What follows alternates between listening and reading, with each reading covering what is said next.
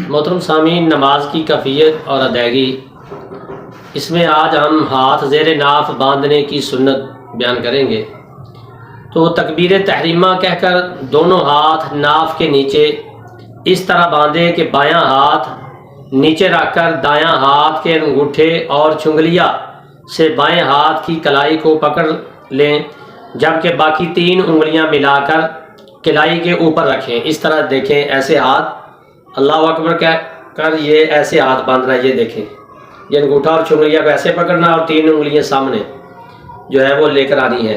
اس طرح ہاتھ جو ہے زیر ناف باندھنا ہے، یہ سنت مبارکہ ہے۔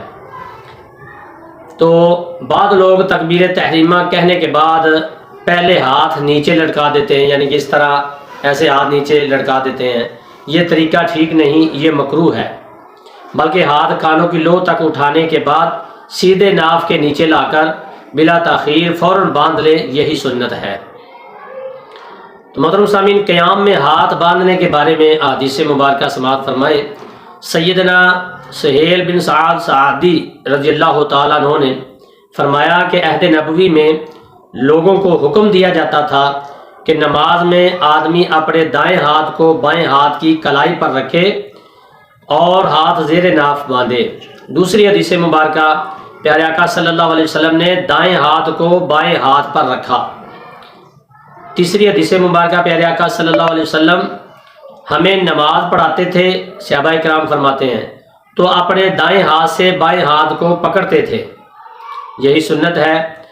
تو راوی کہتے ہیں، میں نے نماز میں پایا حضور صلی اللہ علیہ وسلم کو ہاتھ دائیں پر رکھا ہوا تھا اپنے، تو حضور صلی اللہ علیہ وسلم نے میرا دایاں ہاتھ پکڑ کر اور اسے بائیں ہاتھ پر رکھ دیا۔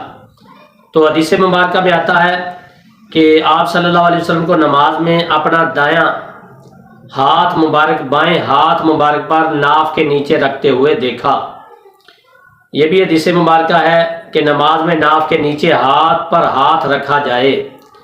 حضرت مولا کائنات سیدنا علی المرتضیٰ شیر خدا رضی اللہ تعالیٰ عنہ اس حدیث کے راوی ہیں کہ بے شک نماز میں دائیں ہاتھ کو اپنے بائیں ہاتھ پر ناف کے نیچے باندھنا سنت ہے، یا فرماتے ہیں۔ اسی طرح سیدنا انس رضی اللہ تعالیٰ عنہ نے فرمایا، 3 چیزیں اخلاق نبوی صلی اللہ علیہ وسلم میں ہے۔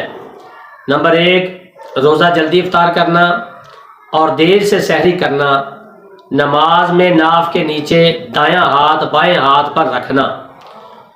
اور حدیث مبارکہ میں آتا ہے، حضرتنا امام علی رضی اللہ تعالیٰ عنہ نے فرمایا، 3 چیزیں اخلاق انبیاء کرام میں سے ہیں، یعنی کہ تمام انبیاء کرام کی یہ سنت ہے۔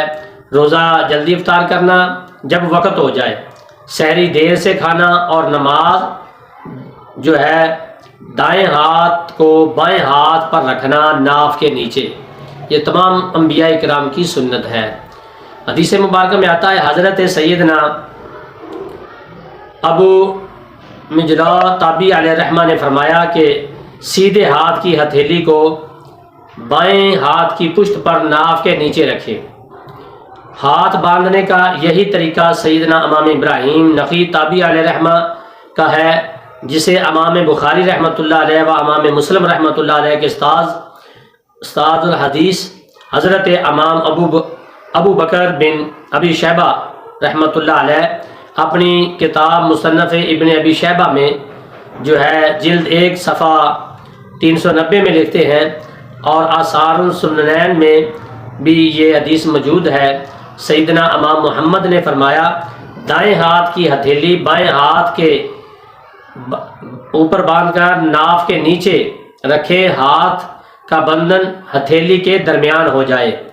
اسی طرح سیدنا ابو بکر صدیق رضی اللہ تعالیٰ عنہ، مولا کائنات علی المرتضیٰ، سیدہ عائشہ صدیقہ رضی اللہ تعالیٰ عنہ بھی یہی فرماتی ہیں، اور سیدنا ابو ہریرہ، سیدنا انس، سیدنا ابی سعود رحمۃ اللہ علیہ، سیدنا ابی عبیدہ بن جراح، سیدنا ناول، اور سیدنا عقبہ بن صاحبان، اور سیدنا سعید بن جبیر تابعی علیہ الرحمہ، اور سیدنا حجاج بن حسان تابعی علیہ الرحمہ کا انہی حدیثوں پر اتفاق ہے۔ تو محترم سامعین، یہ حدیث مبارکہ جو آپ نے سماعت فرمائی، یہ ہاتھ زیر ناف باندھنے کی سنت جو ہے وہ بیان کی گئی ہے